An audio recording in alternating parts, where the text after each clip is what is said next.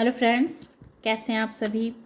आशा करते हैं आप सभी स्वस्थ होंगे और अपने जीवन में आगे बढ़ रहे होंगे।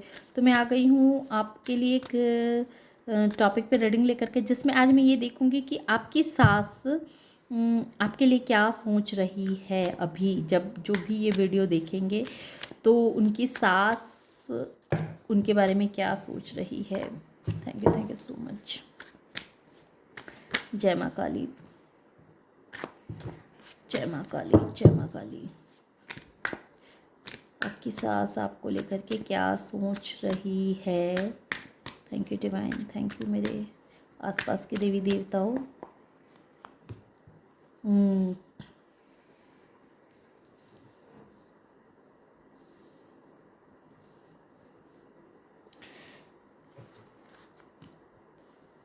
देखिए, अब आपकी सास जो है ना, आपको एक एम्परर के रूप में देख रही है ना।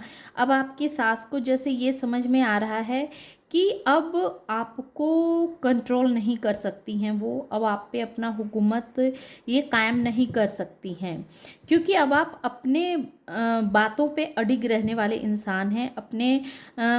अब आप अपने बात को बहुत अच्छे से इनके सामने रखते हैं, इनके हर बातों का अब आप सही से जवाब दे पाते हैं और इनके हर चाल को अब आप समझ चुके हैं, और इस वजह से अब वो आपको कंट्रोल नहीं कर सकती हैं।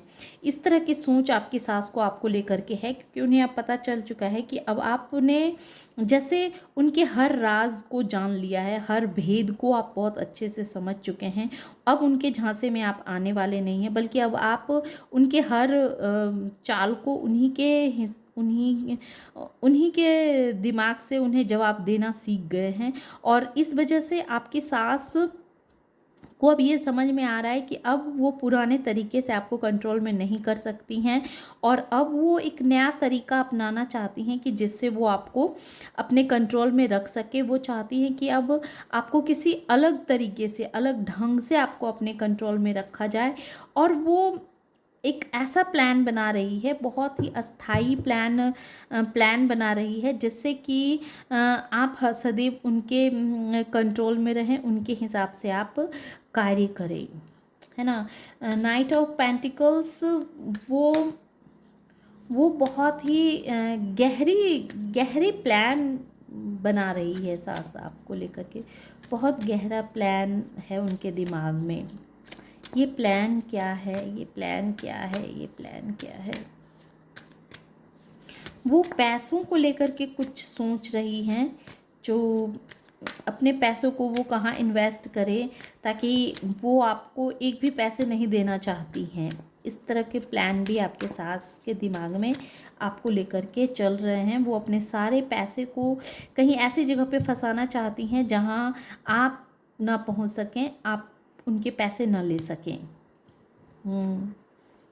एस ऑफ वैंस, और वो एक्शन लेने के लिए तैयार भी हैं कि वो उस पैसे को ऐसे जगह इन्वेस्ट करना चाहती हैं जो जो पर्सनली सिर्फ उनको फ़ायदा दे, न कि आपको।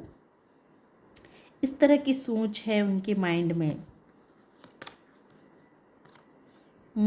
आपकी सास आपको एम्परर के रूप में देखती है, आपको एक घायल शेर के रूप में देखती है। उन्हें पता चल चुका है कि अब आप जो है सो उनके कंट्रोल में आने वाले नहीं हैं, आपको वो अब कंट्रोल नहीं कर सकती है। अब आप अपने मन की करने वाले हैं, क्योंकि आप एक स्ट्रॉन्ग पर्सनालिटी अब उन्हें दिख रही हैं। एक ऐसी पर्सनालिटी जो भावनाओं में नहीं बहता है, जिसने सबके रंग को देख लिया है, जिसके चेहरे के पीछे का चेहरे को समझ गया है कि लोग मुंह पे क्या बोलते हैं और पीठ पीछे उनकी क्या इंटेंशन होती है।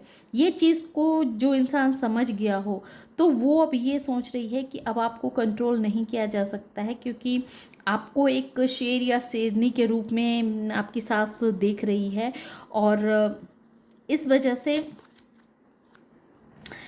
से उन्हें अब ऐसा लगता है कि उन्होंने जितना भी आपको दर्द दिए, परेशानियां दी, आपके साथ जो भी उल्टे सीधे कार्य किए, तो अब वो कार्य अब उन्हीं पे भारी पड़ने वाला है। वो जो एक फेज़ था, एक समय था, जो समय आपको कंट्रोल करना, आपको परेशानियों में डालना, आपको हर तरह से हर मुसीबतों का सामना करने के लिए विवश करना, है ना? लोगों से भी आपको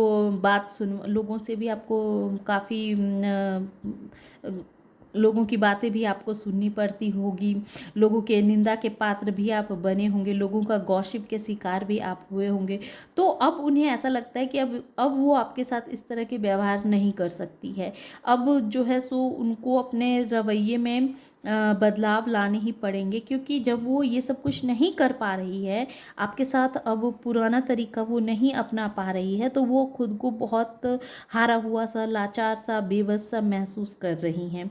क्योंकि वो तो सदैव चाहती थी कि आप उनके बस में रहें, उनके कंट्रोल में रहें, लेकिन अब उन्हें ऐसा लग रहा है कि अब आप उनके कंट्रोल में नहीं हैं, तो वो अब अपने पैसों को अपने कंट्रोल में रखना चाहती हैं, पैसों को अपने ऊपर खर्च करना चाहती हैं, ताकि आप उनके पैसे से सिर्फ उन्हें फ़ायदा हो, आपको ना फ़ायदा हो, आपको ना फ़ायदा हो। तो इस तरह की सोच आपकी सास आपको लेकर के